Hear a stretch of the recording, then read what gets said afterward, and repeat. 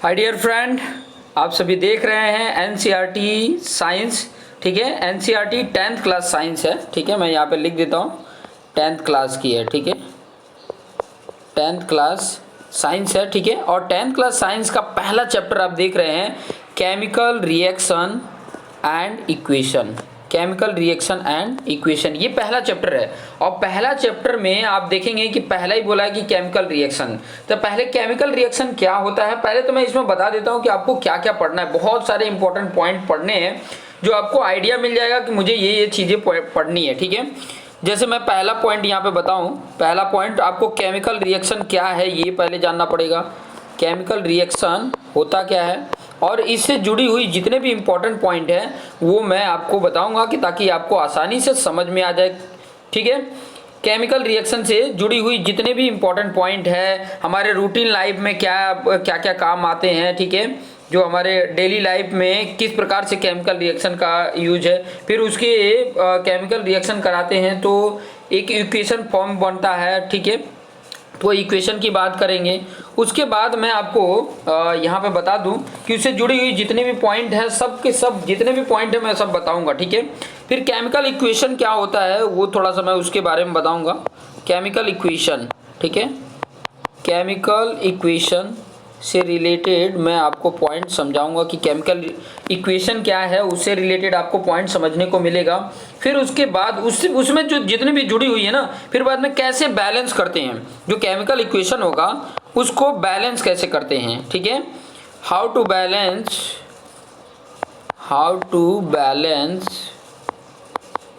Chemical equation,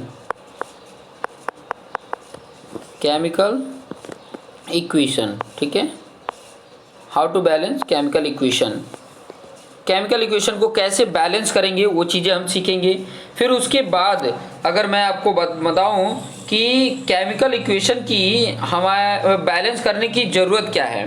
ठीक है, ये भी पॉइंट हम सीखेंगे कि केमिकल इक्वेशन जो है उसको बैलेंस करने की ज़रूरत क्या है। पहले नंबर ये, why do we need to balance, why do we need to balance a chemical equation। ठीक है, केमिकल, मेरे साथ आप लोग लिखते जाइए। आप लोग को सिर्फ क्या करना है, आपको सिर्फ क्या करना है, नोटबुक लेके बैठना है और पेन लेके बैठो। ठीक है, जितना मैं पॉइंट बता रहा हूं आपको इतना इस तरीके से अगर आप पॉइंट लिखकर और याद करोगे ना, आपको आसानी से सारे पॉइंट एकदम क्लियर हो जाएंगे, सारे पॉइंट एकदम आसानी से समझ में भी आते जाएंगे। और इसको वीडियो पॉज करके आपको लिखने की जरूरत नहीं है, मैं आपके साथ मैं लिखते जाता हूं, आप भी मेरे साथ लिखते जाइए, उस पॉइंट को समझते जाइए कि ताकि आपके लिए ईजी हो सके। मैं क्या कर रहा हूं, आपके लिए ईजी हो सके। ईजी तभी होगा जब आप मेरी बातों को फॉलो करोगे, आप मेरी बातों को मानोगे, तब वो ईजी हो सकता। तो चलिए आगे पॉइंट बता देता हूं कि आगे क्या करेंगे। ठीक है, आगे हम टाइप्स ऑफ रिएक्शन पढ़ेंगे।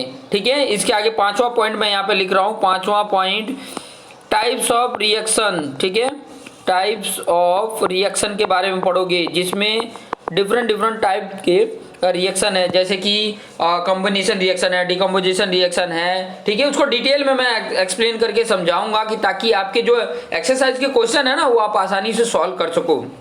कोई भी इक्वेशन होगा उसको बैलेंस करना आप आसानी से बैलेंस कर सको, वो सिस्टम से आपको बताऊंगा कि ताकि आपको आइडिया मिल जाए। ठीक है, उसके साथ जुड़ी हुई जितने और भी कुछ इक्वेशंस हैं, रिएक्शंस है, वो भी जैसे मैं बताऊंगा कि जैसे थर्मल आ जाता है, ठीक है, इलेक्ट्रोलाइसिस आ जाता है, फोटोलाइसिस आ जाता है, तो वो सब चीज़ें भी आपको सीखने को मिलेगी।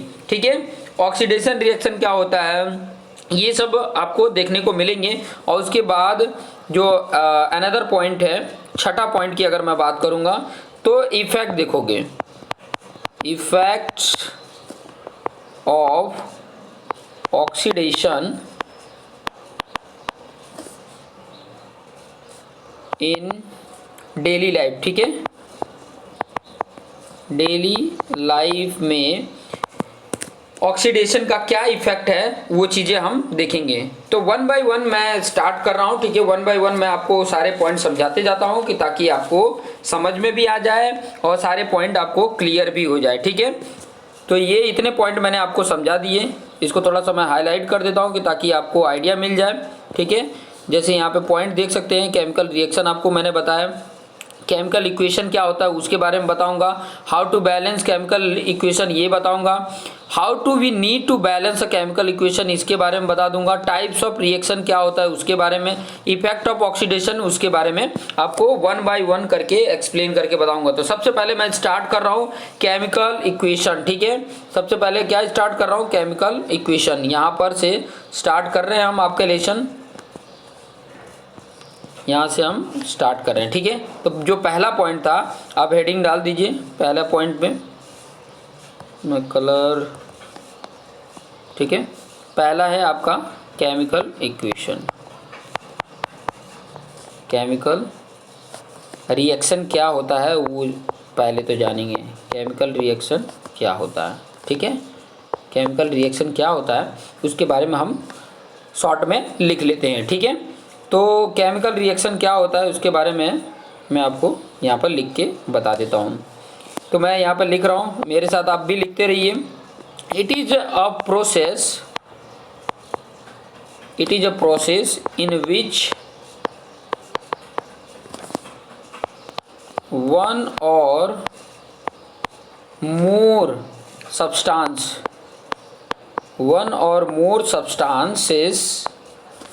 formed new substance। इसी को बोला जाता है केमिकल रिएक्शन। मतलब ये ऐसा एक प्रोसेस है जिसमें एक और दो सब्सटेंस मिलकर फॉर्म्ड बना एक न्यू सब्सटेंस को फॉर्म बना देते हैं, ठीक है। उसी को बोला जाता है केमिकल रिएक्शन, ठीक है। उसी को क्या बोला जाता है, केमिकल रिएक्शन। जैसे एग्जांपल मैं यहाँ पे बताऊँ, फॉर एग्जांपल अगर मैं यहाँ पे बताऊँ एग्जांपल, तो जैसे हम लिखते थे कि hydrogen reacts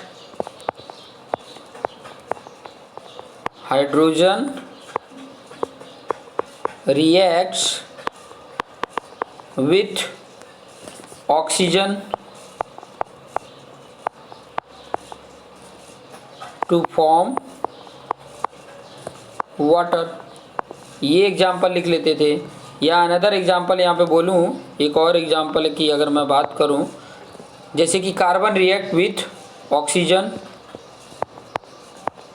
carbon reacts with oxygen, oxygen के साथ रिएक्शन करके टू फॉर्म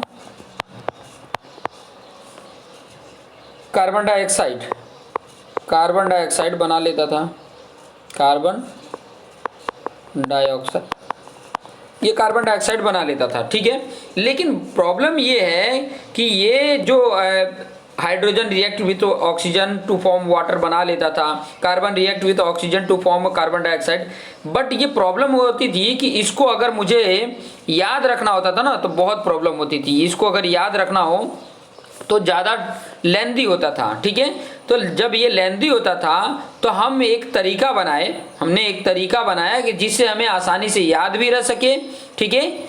और वो एक मैथमेटिकल तरीका बनाया गया जिसे हम केमिकल इक्वेशन बोलते हैं, जिसे हमें क्या बोलते हैं, केमिकल इक्वेशन बोलते हैं। और वो तरीका क्या बनाया गया, वो तरीका इस प्रकार से एक मैथमेटिकल तरीका बनाया गया, जैसे जो मैं एग्जांपल बता रहा हूँ, मेरी बात को सुनो। यहाँ पर ये लिख लेने का कि ये लेंदी होता था, ठीक है। यहाँ पे मैं लिख भी देता हूँ कि ये जो हमने अभी यहाँ पे बताया है कि ये लेंदी होता था, ठीक है, लेंदी होता था याद करने के लिए,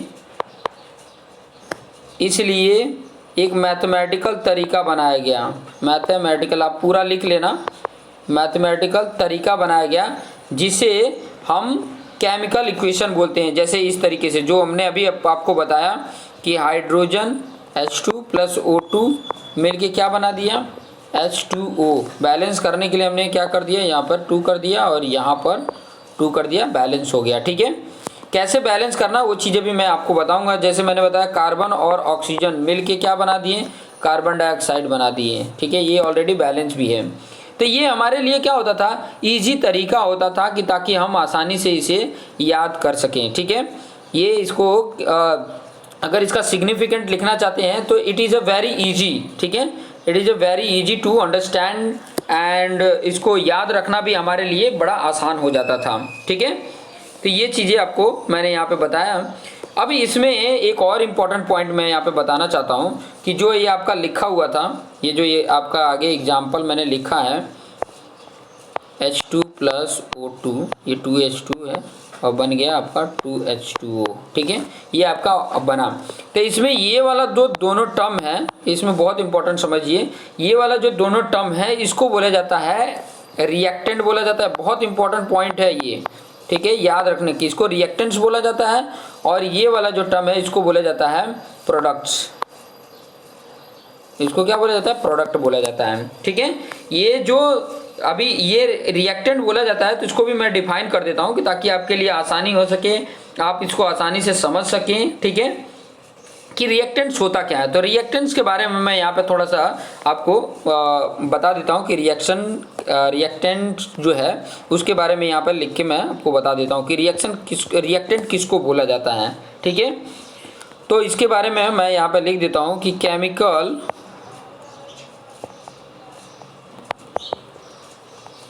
chemicals are used for reaction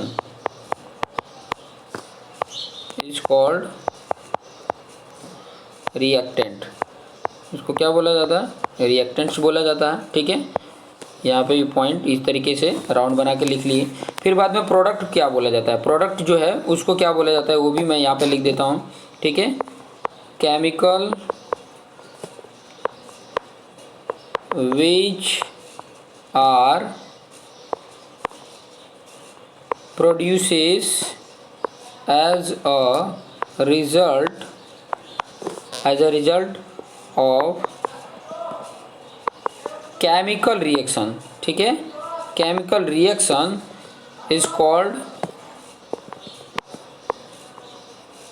called product। उसको क्या बोला जाता है? प्रोडक्ट्स बोला जाता है। तो ये मैंने आपके सामने ये पॉइंट आपके सामने ये दोनों को लिख कर बता दिया। दोनों आपके सामने यहाँ पे दिख रहे हैं कि रिएक्टेंट्स क्या होता है। यहाँ पे ऊपर से भी आप देख सकते हो कि ये ऊपर एक इक्वेशन है। ठीक है, ऊपर जो आपके सामने दिया हुआ है, ये आपके सामने जो दिया हुआ है ये इक्वेशन है। ठीक है, अब इस इक्वेशन में ये जो पार्ट लेते हैं रिएक्शन में, ठीक है, chemical are use for reaction, जो केमिकल रिएक्शन के लिए यूज किया जाता है उसको रिएक्टेंट बोला जाता है। और उससे रिएक्शन से जो रिजल्ट मिलता है, ठीक है, उसी को जो प्रोड्यूस होता है उसी को बोला जाता है क्या? प्रोडक्ट। ठीक है, chemical which are produce as a result of chemical reaction is called as a product. ठीक है, इस तरीके से आप याद भी कर सकते हो कि ताकि आपको याद हो जाए। ठीक है, और ये जो एरो का डायरेक्शन जो बताता है ना, यहाँ पर जो मैं पॉइंट बताने वाला हूँ ध्यान से समझना, ये जो एरो का पॉइंट बताता है इसको क्या बोला जाता है, यहाँ पर मैं लिख के बता देता हूँ। यहाँ पर ये बताता है, ये जो एरो बताया है इसका मतलब ये होता है कि जो रिएक्शन है ना आपका, रिएक्शन कौन सी डायरेक्शन में हो रहा है ये पता चलता है। कौन सी डायरेक्शन में हो रहा है ये पता चलता है। ठीक है, कौन सी डायरेक्शन में हो रहा है ये पता चल जाता है। ठीक है, कि कौन सी डायरेक्शन में ये रिएक्शन हो रहा है, कि ताकि आपको आइडिया मिल जाएगा कि ये हाइड्रोजन और ऑक्सीजन ये दोनों रिएक्ट होके रिएक्शन करके और किस डायरेक्शन में जा रहे हैं? प्रोडक्ट की डायरेक्शन में जा रहे हैं। देखो H2O बन रहा है। ठीक है, तो ये चीज़ें हम समझ सकते हैं। समझ में आया? तो ये आपको पॉइंट समझ में आ गया। इसके साथ मैं एक और पॉइंट बताने जा रहा हूँ कि केमिकल रिएक्शन इन्वॉल्व। ठीक है, कुछ और पॉइंट इससे रिलेटेड मैं यहाँ पर लिख देता हूँ कि ताकि आपको ध्यान में रहे। एक और पॉइंट यहाँ पे लिख दे रहा हूँ, मैं हेडिंग ले लेता हूँ।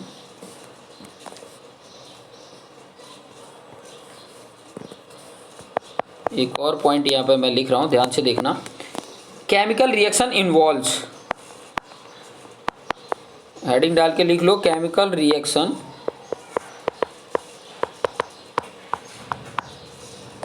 Reaction involve. किस किस में केमिकल रिएक्शन इन्वॉल्व होता है? तो क्या होता है इसमें पॉइंट करके लिख देंगे। चेंज इन स्टेट, ठीक है। उसका जब केमिकल रिएक्शन कराया जाएगा तो उसका स्टेट जो होता है, जैसे लिक्विड का सॉलिड हो सकता है या सॉलिड का लिक्विड हो सकता है या लिक्विड का गैस हो सकता है, तो ये स्टेट भी उसका चेंज हो सकता है, ठीक है। दूसरा पॉइंट की अगर मैं बात करूं तो चेंज इन कलर, जब रिएक्शन कराएंगे तो जो प्रोडक्ट आएगा उसका कलर हो सकता है चेंज इन कलर, ठीक है। कलर चेंज हो सकता है, नहीं भी हो सकता है, ठीक है, लेकिन इनमें से कुछ ना कुछ तो डिफरेंट होता है, ठीक है। आगे का देख सकते हैं change in temperature, change in temperature. देखिए मैंने मैथ्स भी आपका स्टार्ट कर दिया है, चैप्टर नंबर 8 मैंने स्टार्ट किया है और बहुत जल्दी वो चैप्टर नंबर 8 कंप्लीट कर देंगे और ये इसके साथ साथ आपका साइंस भी चलता रहेगा। मैंने पहले ही बताया कि दोनों पैरेलल चलते रहेंगे, ठीक है, दोनों क्या चलेंगे, पैरेलल चलेगा और आप आसानी से उसको समझ भी पाएंगे। मेरे चैनल पे जुड़ जाइए और अब जितने भी हैं मेरे फ्रेंड, वो अपने जो दूसरे फ्रेंड हैं जो क्लास 10th में पढ़ रहे हैं उनको ज़रूर शेयर करें कि ताकि वो भी इस चैनल से जुड़ के और इसका भरपूर आनंद ले पाएँ, ठीक है। देखो हाफ एन आवर रोज का पढ़ो, मैं हाफ एन आवर का वीडियो बनाऊंगा, एक वीडियो उठाओ, हाफ एन आवर पढ़ो, हाफ एन आवर आप मैथ्स पढ़ लो, दो को इसको पैरेलल लेकर चलो, हाफ एन आवर। इसमें कोई आपको वीडियो पॉज करके देखना नहीं पड़ेगा, आप जैसे जैसे मैं बता रहा हूँ वैसे वैसे आप करते जाओगे, आपका सिलेबस भी कंप्लीट हो जाएगा, ठीक है। रोज का हाफ एन आवर आप करो, ठीक है। मेरे वीडियो को या तो डाउनलोड कर लो, ठीक है, और उसको देखो, आप आसानी से समझ में आ जाएगा। जैसे चौथा पॉइंट इसकी अगर मैं बात करूं कि जब केमिकल रिएक्शन इन्वॉल्व होता है, ठीक है, तो evolution of gas, evolution of gas मतलब गैस निकल सकता है, ठीक है। गैस मतलब जो गैस बनेगी वो गैस भी बन सकती है, ऐसा कहने का मतलब है, ठीक है। तो ये सारे पॉइंट जो मैंने बताने थे ये बता दिए। आगे की पॉइंट मैं बता देता हूँ कि जो केमिकल रिएक्शन होता है उससे हमारी जो डेली लाइफ में क्या क्या हैपेंड होता है, किस तरीके से हैपेंड होता है, वो चीज़ें पॉइंट यहाँ पर मैं बता देता हूँ, ठीक है।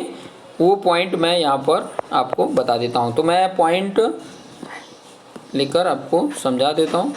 तो पॉइंट बता रहा हूँ कि केमिकल रिएक्शन, हेडिंग डाल लो, chemical reaction happened in our daily life, ठीक है। ये पॉइंट की बात करने वाला हूँ, ठीक है। तो इसमें पहला पॉइंट देखो, 1 बाय 1 मैं लिखते जाता हूँ। पहला पॉइंट मतलब केमिकल रिएक्शन हैपेंड हमारी डेली लाइफ में क्या होता है। पहला है digestion of food, digestion of, हमारा जो फूड है हम जो खा के अंदर चला जाता है तो उसका डाइजेशन होता है, तो वो भी एक प्रकार का क्या है, केमिकल रिएक्शन ही है, ठीक है, केमिकल रिएक्शन है। दूसरा इंपॉर्टेंट पॉइंट अगर इसमें बताऊं तो वो है रेस्पिरेशन, रेस्पिरेशन जो हम सांस लेते हैं ना, ठीक है, तो उसका भी एक रिएक्शन होता है। फिर बाद में जानते ही हैं कि आप अंदर जाके क्या क्या रिएक्शन होता है, फिर बाद में कार्बन डाइऑक्साइड फॉर्म होता है और वो बाहर हमारा निकल आता है, तो ये रेस्पिरेशन में समझ सकते हैं। तीसरा पॉइंट की अगर मैं बात करूं तो rusting of iron, rusting of iron की बात कर रहे हैं। आयरन मतलब लोहे पर जंग लगना, ठीक है, लेकिन ये जो रस्टिंग ऑफ आयरन ये स्लो प्रोसेस होता है। बाकी बहुत सारे जैसे डाइजेशन ऑफ फूड है वो फास्ट प्रोसेस होता है, ठीक है, रेस्पिरेशन भी फास्ट प्रोसेस होता है, लेकिन रस्टिंग ऑफ आयरन ये स्लो प्रोसेस है, ठीक है। चौथा पॉइंट अगर आप देख लेते हैं कि जो डेली लाइफ में होता है, जैसे formation of curd, formation of curd, ठीक है, कर्ड मतलब दही, ठीक है, दही का बनना, ठीक है, दही का बनना, this is also point happen in our daily life, ठीक है। ये चीज़ें आप समझ गए होंगे, ठीक है, कि आपको आसानी से ये जितने भी पॉइंट मैंने बताया वो आप आसानी से समझ गए होंगे जो हमारे डेली लाइफ में काम आते हैं, ठीक है, जो हमारे डेली लाइफ में क्या होते हैं, काम आते हैं। मैं जितना पॉइंट बता रहा हूँ उतने पॉइंट को आप ध्यान से इसको देखते जाओ कि ताकि आपके लिए आसान भी रहे और आप आसानी से समझ भी सको, ठीक है। समझ में आया, ठीक है, जितने भी पॉइंट मैं बता रहा हूँ कि ताकि उसमें आसानी से आप समझ सको, इसलिए ये सारे पॉइंट मैं बता रहा हूँ। अब इसके साथ कुछ और इम्पोर्टेंट पॉइंट जो है वो मैं आपको बता देता हूँ कि जो आपके रूटीन लाइफ में काम आने वाले हैं कि ताकि आपको आसानी से समझ में आ जाए, तो वो पॉइंट मैं यहाँ पर लिख रहा हूँ, ठीक है। Various condition under which reaction में हैपन, ठीक है। बहुत सारे कंडीशंस हैं जिसके बेस पर ये रिएक्शंस होते हैं, ठीक है। बहुत सारे हैं जिनके बेस पर क्या होते हैं, ये वेरियस कंडीशंस बोल सकते हैं जिनके बेस पर ये रिएक्शन होते हैं। ये चीज़ें मैं लिख रहा हूँ, ठीक है। यहाँ पर हेडिंग डाल देते हैं, रेड पेन से हेडिंग का रख लेता हूँ और ब्लैक पेन से ये लिखूँगा। तो यहाँ पर हेडिंग पहले डाल दो। यहाँ पे जितना पॉइंट बता रहा हूँ वो सारा चीज़ आप लिखते जाइए। देयर में be various condition under which reactions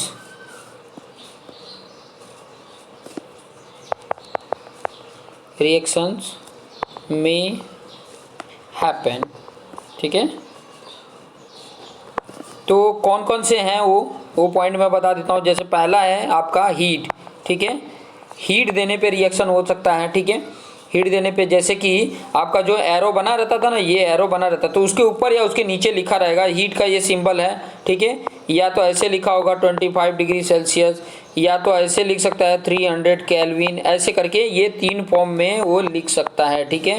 ये 3 फॉर्म में वो लिख सकता है। ये वाले फॉर्म में या तो लिखेगा, या तो इस फॉर्म में लिखेगा, या तो इस फॉर्म में लिख सकता है, ठीक है। ये चीज़ें आप देख सकते हैं। दूसरा, अगर आप देखेंगे दूसरे पॉइंट की बात करूँ कि प्रेशर, ठीक है। या तो प्रेशर देने पे रिएक्शन हो सकता है, जैसे कि ऐसे लिखा होगा। जो एरो ये मैं बताया हूँ ना, ये वाला जो एरो बताया हूँ, इस एरो पे ही मतलब ये क्या है, जो रिएक्शन हो रहा है उसका डायरेक्शन बताता है, ठीक है। तो प्रेशर जैसे 2 atm लिख सकता है, एटमॉस्फेरिक प्रेशर, ठीक है। फिर बाद में थर्ड है आपका इलेक्ट्रिसिटी। इलेक्ट्रिसिटी देने पर मतलब इलेक्ट्रिक करंट पास कराने पर रिएक्शन हो सकता है, ठीक है। चौथा आपकी अगर मैं बात बताऊं तो light, in presence of light reaction हो सकता है। और इन प्रेजेंस ऑफ लाइट मतलब सनलाइट की बात कर रहे हैं, ठीक है। सनलाइट, ये सनलाइट अगर रहती है तब रिएक्शन हो जाता है, ठीक है। तो ये सारे पॉइंट जो थे बहुत इंपॉर्टेंट पॉइंट थे जो आपको पता होनी चाहिए, ठीक है। इसलिए ये पॉइंट मैंने बताया। जैसे हीट है, प्रेशर है, इलेक्ट्रिसिटी है, इलेक्ट्रिसिटी पास कराने पर रिएक्शन होता है, ठीक है। कुछ रिएक्शन ऑटोमेटिक अपने आप हो जाते हैं, कुछ को रिएक्शन कराने के लिए हमें क्या करना पड़ता है, ये हीट देने पड़ते हैं, या तो प्रेशर देना पड़ता है, या तो इलेक्ट्रिक करंट पास कराने पड़ते हैं, या तो सनलाइट के प्रेजेंस में वो रिएक्शन करते हैं, ठीक है। ये जो पॉइंट मैं बता था। इसमें और एक इम्पॉर्टेंट पॉइंट आता है, वो है कैटलिस्ट। बहुत इंपॉर्टेंट पॉइंट है, हेडिंग डाल के इंपॉर्टेंट करके IMP करके लिख देना। कैटलिस्ट क्या होता है, कैटलिस्ट क्या होता है, ये हेडिंग डाल के आपने लिख लेना है। बहुत इंपॉर्टेंट पॉइंट है जो मैं आपको एक्सप्लेन करके समझाने वाला हूँ, ठीक है। कैटलिस्ट क्या होता है वो थोड़ा सा मैं यहाँ पे समझा दूँ कि ताकि आपको समझ में भी आ जाए और आप आसानी से इसके बारे में समझ के, अब क्या होता है उसके बारे में ये लिख लीजिए। जैसे मैं बता रहा हूँ उसे लिख लीजिए। They are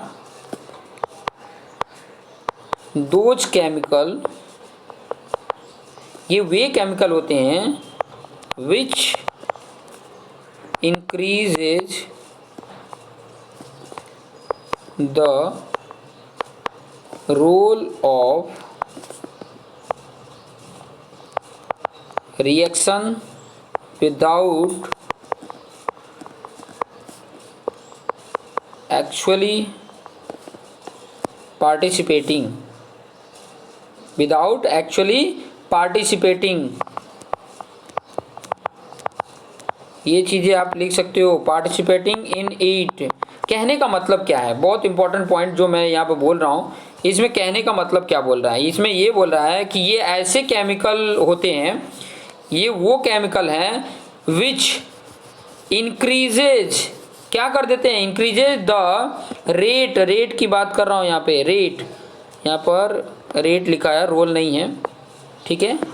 rate of reaction without actually participating in, उसके अंदर पार्टिसिपेट किए बिना उसकी जो रेट होती है ना, उसको रिएक्शन कराने का जो रेट होता है, फास्ट बोलो या तो स्लो ये रेट होता है, ठीक है, वो उसकी रेट को बढ़ा देता है और तेज कर देता है कि ताकि फटाफट वो रिएक्शन हो जाए। इस प्रकार के जो केमिकल होते हैं उनको बोला जाता है कैटलिस्ट, ठीक है। उस प्रकार के रिएक्शन को कैटलिस्ट बोला जाता है। और वो कैटलिस्ट जो मैंने आपको बताया था, ये जो एरो आपको बताया था ना, इसके ऊपर लिखे रहते हैं, ठीक है, कि कौन से कैटलिस्ट यूज किए हैं जो उसके रिएक्शन को क्या कर दे रहा है, बढ़ा दे रहा है। कई बार हम कैटलिस्ट के रूप में हीट का यूज करते हैं, ठीक है, हीट जो उसके अंदर पार्टिसिपेट नहीं करता है बट उसके रिएक्शन को बढ़ा देता है, ठीक है। तो ऐसे कई सारे कैटलिस्ट हो सकते हैं जो उसके रिएक्शंस को बढ़ा देते हैं, ठीक है। तो ये चीज़ें आप ध्यान में रखेंगे कि ताकि आपको ये सब के बारे में पता रहे, ठीक है। वो पार्टिसिपेट नहीं करते हैं। अगर उसकी बात मैं करूं तो वो पार्टिसिपेट नहीं करते हैं, रिएक्शन में पार्टिसिपेट नहीं करते हैं। ये जो पॉइंट मैं आपको बता रहा हूँ ना, वो उसमें रिएक्शन नहीं करते हैं, ये जो पॉइंट मैंने बताया, ठीक है। आगे की पॉइंट अगर मैं बताऊं तो आगे मैं बताऊंगा आपको कि एक्यूज सॉल्यूशन एक नाम होता है। जैसे अगर मैं कोई एक आपको लिख के बता देता हूं कि ताकि आपको आइडिया मिल जाए मैं इसमें क्या बताने वाला हूं। इसमें जो इम्पोर्टेंट पॉइंट बताने वाला हूं वो चीज़ें हैं। चलिए मैं आपको ना केमिकल इक्वेशन के बारे में पहले बता देता हूं, फिर बाद में उसके इक्वेशन को कैसे बैलेंस करना है, क्योंकि उसके बाद वो पॉइंट है तो वो चीज़ें मैं आपको बता देता हूँ। अभी हेडिंग डाल दीजिए कि केमिकल इक्वेशन क्या होते हैं, उससे जुड़ी हुई जो इम्पोर्टेंट पॉइंट है वो बता देता हूँ, ठीक है। और उसके बाद आगे के नेक्स्ट लेक्चर में आपको कि केमिकल इक्वेशन को बैलेंस कैसे करते हैं, ठीक है, उससे जुड़ी हुई जितनी भी इंपॉर्टेंट पॉइंट है वो मैं आपको बताऊंगा। तो अभी सिर्फ जान लीजिए, हेडिंग डाल लीजिए कि केमिकल इक्वेशन से रिलेटेड जो पॉइंट है वो बता रहा हूँ। Chemical equation,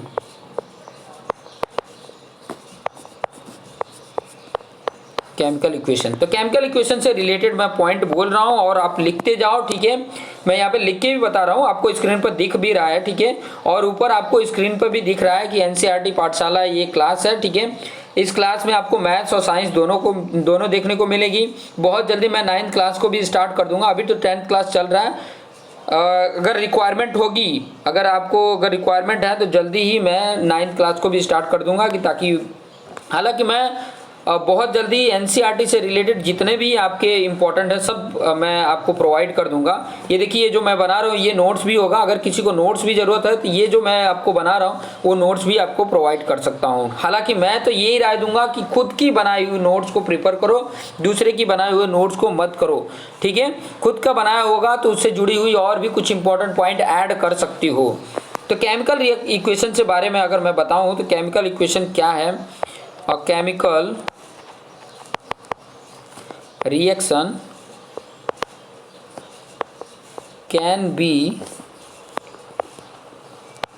represented by chemical equation,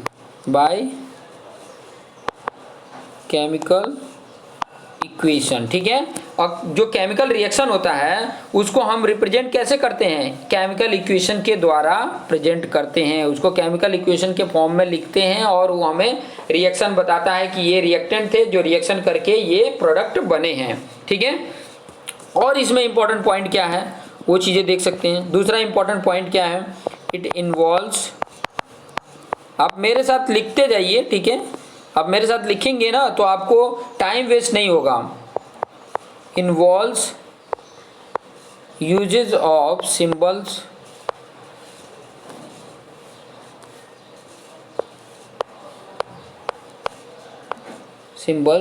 of substance। अब सिंबल क्या है वो चीज़ें थोड़ा बता देता हूँ। substances of reactant and product with mention of physical state, जो क्या मेंशन करते हैं, फिजिकल स्टेट को मेंशन करते हैं, वो चीज़ें मैं यहाँ पे बता देता हूँ। जैसे कि मतलब ये कह रहा है, ये जो पॉइंट कह रहा है कि it involves use of symbol of substances of reactant, जो भी रिएक्टेंट रिएक्शन हो रहे हैं वो किस फॉर्म में है, फिजिकल स्टेट उनका क्या है, सॉलिड है, लिक्विड है, गैस है, एक्यूज सॉल्यूशन है, ठीक है, वो क्या है वो चीज़ें हम यहाँ पर जानने की कोशिश करेंगे कि ताकि आपको पता चल सके, ठीक है, जो रिप्रेजेंट किए गए रहते हैं। जैसे कि मैं एग्जाम्पल तरीके से यहाँ पर बताऊँ, एग्जाम्पल में क्या दिया रहता है, यहाँ पर एग्जाम्पल अगर बताऊँ मैं, एग्जाम्पल में जैसे ये लिखा हुआ है, मैग्नीशियम जो होता है, मैग्नीशियम रिएक्शन करता है ऑक्सीजन के साथ और बना देता है मैग्नीशियम ऑक्साइड, ये बना देता है। अब इसको थोड़ा सा बैलेंस में दिखा दूं कि ये 2 होता है और ये जो मैग्नीशियम होता है इसके आगे ऐसे लिखा रहता है, ये ऑक्सीजन जो रहता है उसके आगे ऐसे ऐसे ब्रैकेट में ऐसे बनाया रहता है, ये जो MgO जो प्रोडक्ट बना उसमें ऐसे बनाया रहता है। तो मैं जो पॉइंट बता रहा हूँ ध्यान से समझना, मैं ये बोल रहा हूँ ना कि ये जो बना हुआ है, ये जो पॉइंट बना हुआ है, ये सॉलिड लिखा हुआ है, यहाँ पे गैस G लिखा हुआ और यहाँ S लिखा हुआ है। तो ये क्या बताते हैं, ये S मतलब सॉलिड को बताता है, ये S मतलब क्या इंडिकेट करता है, सॉलिड को इंडिकेट करता है, सॉलिड की ये सॉलिड है, ठीक है। ये जो Mg है, मैग्नीशियम है, ये सॉलिड है। ये G क्या रिप्रेजेंट करता है, गैस को रिप्रेजेंट करता है कि मतलब ये जो आपका रिएक्टेंट है वो क्या है, गैस है। और ये S क्या बताता है, सॉलिड बताता है कि मतलब ये प्रोडक्ट जो बनेगा वो क्या बनेगा, सॉलिड बनेगा, ये गैस बनेगा, ये सॉलिड है, ठीक है। तो ये उसमें जो रिप्रेजेंट कर रहा रहता है। और एक जगह पे ऐसे भी लिखा रहता है, यहाँ पे थोड़ा सा मैं बता दूं, ब्रैकेट में करके AQ ऐसे करके लिखा रहता है। इसका मतलब क्या हुआ ये थोड़ा मैं बता देता हूँ। इसको बोला जाता है एक्यूज सोल्यूशन बोला जाता है। अब एक्यूज सोल्यूशन क्या होता है ये थोड़ा सा समझ लीजिए। एक्यूज सोल्यूशन क्या होता है ये थोड़ा सा मैं आपको पॉइंट समझा दूँ कि एक्यूज सोल्यूशन उसको बोला जाता है, ध्यान से समझना। इट इज अ सोल्यूशन, ये एक सोल्यूशन होता है। It is a solution in which solvent is water. इसमें जो सोल्यूशन में देखो, सोल्यूशन जो बना होता है वो सोल्यूट और सॉल्वेंट से मिलकर बना होता है, ठीक है। अब सॉल्वेंट क्या होता है, सोल्यूट क्या होता है, वो चीज़ें मैं बता देता हूँ। सॉल्वेंट होता है जिसकी मात्रा ज़्यादा हो, ठीक है, जिसकी मात्रा, जिसका अमाउंट ज़्यादा हो वो होता है सॉल्वेंट, जिसका अमाउंट कम होता है वो सोल्यूट होता है। सोल्यूट वो होता है कि सॉल्वेंट में मिलकर वो सॉल्वेंट के फॉर्म जैसा हो जाता है, सॉल्वेंट के फॉर्म जैसा हो जाता है, उसको बोला जाता है सॉल्वेंट, ठीक है। तो उसका सॉल्यूशन कैसा होता है, सॉल्वेंट जैसा होता है। जैसे कि अगर मैं बताऊं कि आप वाटर लो और उसके अंदर आप सोल्यूट चीनी डाल दो तो वो कैसा बन जाएगा, वाटर के फॉर्म में ही दिखेगा जब उसके अंदर मिल जाएगा। सोल्यूशन कैसा, वाटर के फॉर्म में ही होगा। तो ऐसे जो सोल्यूशन होते हैं ना उसको एक्यूज सोल्यूशन बोला जाता है। ये चीज़ें ध्यान में रखेंगे, ऐसे जो सोल्यूशन होते हैं उसको एक्यूज सोल्यूशन बोला जाता है। और यहाँ पर मैंने आपको इसके बारे में भी बता दिया कि ये ऐसा सोल्यूशन होता है जिसके अंदर क्या हो जाता है, मतलब सॉल्वेंट इज वाटर होता है। इसके अंदर जो सॉल्वेंट होता है वो क्या होता है, वाटर होता है। तो ऐसा कोई सोल्यूशन हो, जैसे कोई ऐसे सोल्यूशन हो तो जिसको डाइल्यूट करने के लिए वाटर मिक्स कर देते हैं, तो ये चीज़ें पॉइंट है, ठीक है। तो इतने पॉइंट मैंने आपको एक्सप्लेन कर दिए हैं, ठीक है। आप यहाँ पे देख सकते हैं, यहाँ से मैंने स्टार्ट किया, ठीक है, ये सारे पॉइंट मैं बताते गया, ठीक है। ये आप देख सकते हैं यहाँ से मैं स्टार्ट किया, ठीक है, NCERT 10 क्लास और केमिकल इक्वेशन से मैंने स्टार्ट किया और इसके बाद मैं आपको बताते आया। ये सारा आप पॉइंट देख सकते हैं, ठीक है। ये सारा पॉइंट मैंने आपको एक्सप्लेन करके बताया है, यहाँ पर ये पॉइंट भी लिख कर बताया है। जितना पॉइंट बताया सारा पॉइंट यहाँ पर आपको एक्सप्लेन कर दिया है, ठीक है। एक प्रकार का ये नोट्स भी मेरा बन गया है। अगर बहुत ज़्यादा किसी को ज़रूरत होगी तो ये नोट्स भी प्रोवाइड कर दूंगा।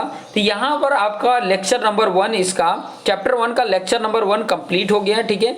चैप्टर नंबर 1 का पार्ट 1 वीडियो कंप्लीट हो गया। उसके बाद मैं टाइप्स ऑफ केमिकल रिएक्शन और भी जो जुड़ी हुई पॉइंट है, जैसे कि एंडोथर्मिक क्या होता है, एक्सोथर्मिक क्या होता है, थर्मल रिएक्शन क्या होता है, फोटोलाइसिस रिएक्शन क्या होता है, इलेक्ट्रोलाइसिस रिएक्शन क्या होता है, और भी जो डेली लाइफ में यूज होने वाले हैं, बैलेंस जो ये इक्वेशन थे उसको बैलेंस कैसे करेंगे, वो सारा प्रोसीजर नेक्स्ट वीडियो में आपके सामने लेकर आएंगे। तो देखते रहिए और अपने जो भी आपके फ्रेंड हैं, जो मित्र हैं, दोस्त हैं, उनको शेयर करना ना भूलें, ठीक है। शेयर करना ना भूलें, शेयर जरूर करें। वीडियो अगर अच्छा लग रहा है तो लाइक जरूर करें, ठीक है। और कमेंट करना ना भूलें, कैसा आपको वीडियो लगा ये कमेंट करके ज़रूर बताएं कि ताकि मुझे पता चले कि आप लोग को वीडियो कैसा लग रहा है, कैसा समझ में आ रहा है। तो ये देखते रहिए और अपने आप को बेस्ट बनाते रहिए। So thank you for watching this video.